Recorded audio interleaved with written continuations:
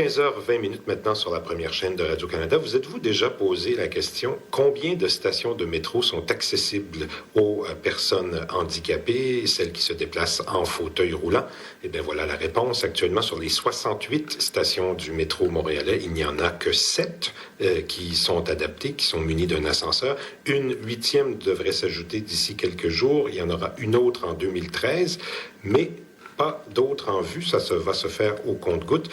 Dans son plan de transport lancé en grande pompe en 2008, la Ville de Montréal promettait que 3 nouvelles stations deviendraient accessibles aux personnes handicapées chaque année au cours des 20 prochaines années. Ça prendrait donc une vingtaine d'années avant que tout le réseau leur soit accessible. Et aujourd'hui, le regroupement des activistes pour l'inclusion du Québec, le RAPLIC, est venu manifester son impatience devant les élus municipaux, puisque ces gens se sont présentés à l'hôtel de ville alors qu'on était en session de discussion pour l'adoption du budget de la Ville de Montréal. Pour en discuter, Laurence Parent, elle est vice-présidente du RAPLIC, donc le regroupement des activistes pour l'inclusion du Québec. Madame Parent, bonjour. Bonjour. Alors, essayons d'abord de définir l'importance de tout ça. Il y a quand même plusieurs de nos auditeurs qui doivent se dire il existe du transport adapté pour les personnes handicapées. Pourquoi est-ce que l'accès au métro est si important? En fait, c'est que l'accès au transport adapté est très compliqué. Tout d'abord, la première étape, c'est d'être accepté. Donc, il y a des gens qui ont certaines limitations, peut-être moins évidentes, donc des gens qui ne sont pas en fauteuil roulant, qui ont la difficulté à se déplacer. Ces gens-là peuvent être refusés au transport adapté. Donc, c'est ce qui risque de se produire avec plusieurs personnes qui vieillissent. Là. C'est un petit avertissement que je lance. L'accès au transport adapté n'est pas si simple. Donc, un coup, vous êtes admis au transport adapté.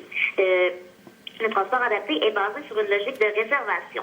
Donc, vous devez continuellement réserver vos déplacements. Donc il faut prévoir beaucoup de choses à l'avance et c'est évident qu'à ce moment-là, l'accès au transport en commun, particulièrement au métro, serait certainement plus avantageux. Vous avez soulevé cette question-là, donc, au conseil municipal, je pense, vous-même aujourd'hui et votre organisme. Qu'est-ce qu'on vous a répondu? Nous, ce qu'on nous répond, c'est qu'il n'y a pas les fonds nécessaires pour rendre le métro accessible. On sait que ça coûte environ 15 millions de dollars par station pour installer des ascenseurs. Donc, évidemment, ça demande un investissement important. Mais ce qu'on oublie souvent, c'est que cet argent-là qu'on investit, elle est investie à la bonne place. Parce que ça va permettre à des gens de sortir de chez eux, de travailler. Moi, par exemple, si je veux être journaliste, si je veux me déplacer, si j'ai besoin de me déplacer d'un point à un autre de façon très flexible, bien, le système de transport adapté ne me permet pas de le faire parce que je dois prévoir exactement à la minute près tous mes déplacements. Donc, c'est vraiment c'est un investissement clé afin de s'assurer que la société québécoise est vraiment inclusive. Oui. Et donc, on est loin du compte. Là, je disais, il y a 7 stations actuellement accessibles. Elles sont toutes sur la ligne orange, je crois d'ailleurs. Et là, il y a celle de Côte-Vertu qui doit s'ajouter bientôt. Et puis, la station Champ-de-Mars, je pense, pour 2013. C'est ça? Bien, en fait, je vous corrigerai parce que, selon mes informations, seulement 6 stations sont accessibles.